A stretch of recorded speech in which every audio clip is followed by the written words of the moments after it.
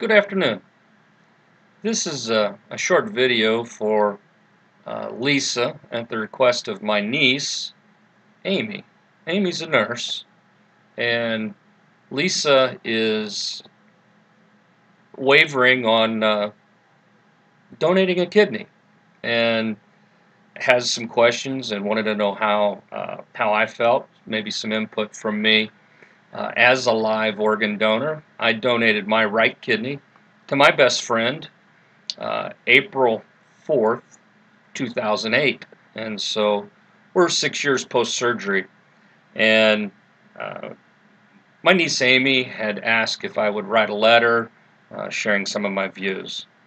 Well, I'm not that good of a writer. I'm a much better speaker.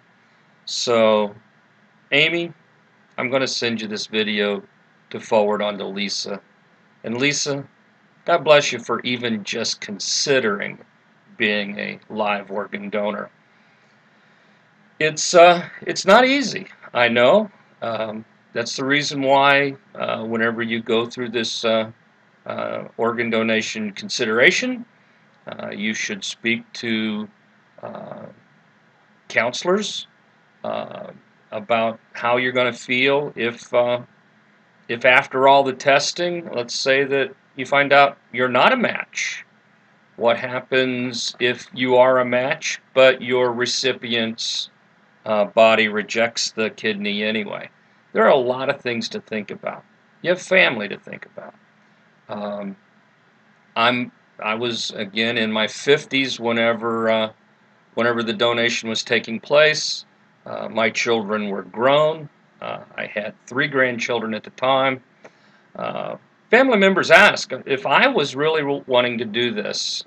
Maybe I would want to keep this extra kidney. Since my body really only uses one anyway, and you use minimal of your 2 kidneys.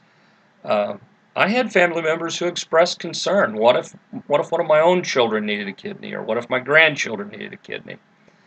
And so for me, I needed to remind them that uh, my best friend was like family, and that this was a bridge I had to cross now, and it was in my heart and in my feelings that I needed to give this man a kidney to extend his life so that he could share a continued life with his children and his grandchildren. If something happens later and one of my children or one of my grandchildren need a kidney, I think I have other relatives who would step up and do that and take care of them. So this was a thing that was not thought about lightly. I really knew that in my heart this was the right thing to do. Now, as far as pain, as far as recovery, there are a lot of people out there that say, hey, look, it's always harder on the donor than it is the recipient. And it has been my experience that that's just not true. That's more anecdotal. When you take a sick person who hasn't felt good for years, depending on how long they've been on dialysis, and then you put a good functioning kidney in their body, they're going to feel great. They're going to feel a lot better. On the other hand, you look at the donor, who is a perfectly healthy human being, and you do major surgery on them, and they wake up post-surgery, they feel worse than they did when they started.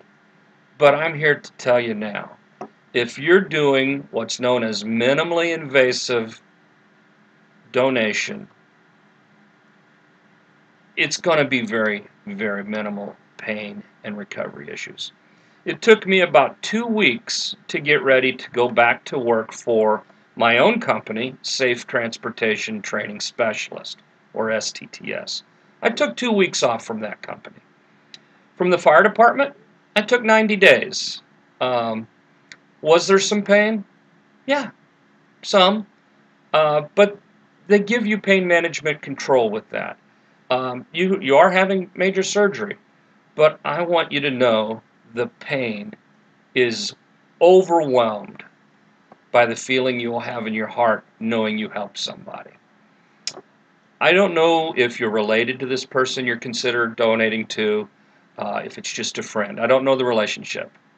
But Lisa, what I would tell you right now, if I had a third kidney, I'd give it to a total stranger because I know that it helps. Some other things that helped me recover was I got a letter of thanks from my best friend's oldest daughter. And I did this donation originally because I wanted to see my best friend move forward with a healthy life. I wasn't ready to give him up. Even if he was prepared to go, I wasn't prepared to let him go. So it was one of those things where I had to give him my kidney. But I really didn't think about how it affected his children, who were, his oldest daughter was an adult in her 30s, and his other children were much younger. But it was his older adult who it affected the most when she wrote me a very, very heartfelt letter of gratification on how we became more than just friends. Now we're related. Um, I really think that you're going to find that if you do consider donating, if you do go through this, there's a lot of testing that has to go on, and it's worth it. Once the tissue match has been made, you'll go through some other testing to find out if you're healthy enough. You will be assigned your own doctor who will make sure that you're going to be healthy enough to donate. It's some pretty neat tests. For me, even though I'm in the emergency services, there are some things that these tests do that are pretty neat. The full body scans, the iodine dye test, how quickly uh, uh, the material that they inject into you during the test, how quickly you feel it move through your body. That was pretty cool for me. I thought it was neat. Um, the cardiac test. I'm older, so they made sure that my heart health was proper. Um, if you look at my YouTube channel, you'll see a brief video of a Good Morning America interview that Steve and I did. That only briefly covers what I did and mine and Steve's relationship. But if you go further down in the playlist, you're going to see a lot of different videos of me working out and literally talking one-on-one via video with my best friend. And I hope that you'll watch those and uh, consider this donation truthfully. Um, it's uh, it's a blessing. That's the only way I can say it. If you are the one who does step up and make this donation, you won't have any regrets. My recovery time, my blood works, and how my current kidney or my remaining kidney is functioning, everything is great.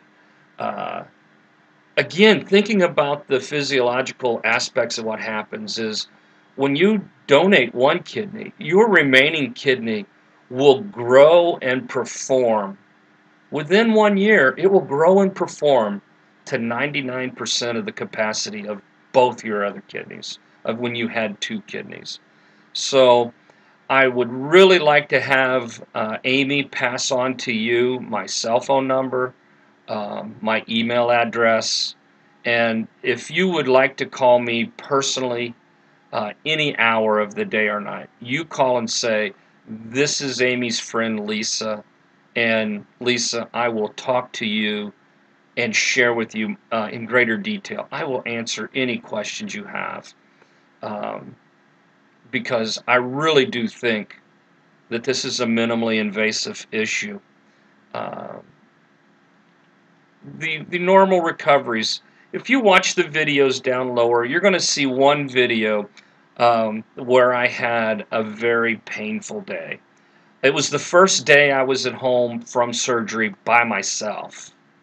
I was sitting in a recliner and I needed to get a drink of water. Well, doing a crunch to get the recliner to reseat was a little bit of a stress. But then in the middle of walking across the living room floor to get to the kitchen to get me a glass of water, I had an unsuspected sneeze, and phew, when I sneezed, it made my incision hurt. That's normal. That happens with every surgery. So what I would tell you, my best advice to anyone considering being an organ donor, the most important thing you can do to make your recovery a speedy recovery, a less painful recovery, is before the donation, do everything you can to work out and exercise your core muscles. The more fit you are in the abdomen and in your core muscles, the more flexible you are, the better conditioned you are before you go into surgery, the easier your recovery will be. And that was one of the blessings that I had, because I had to lose 50 pounds and I had to get in shape to make this donation happen. I was fortunate that my core body strength was really in good condition and the recovery was minimal. So once you've decided you're going to do this, you owe it to yourself, you owe it to your recipient to get in shape. Really focus on core exercises, focus on your abdominal strength, focus on your flexibility, and this will really be a good thing for you. Again, I have so many other stories that I could tell about this donation.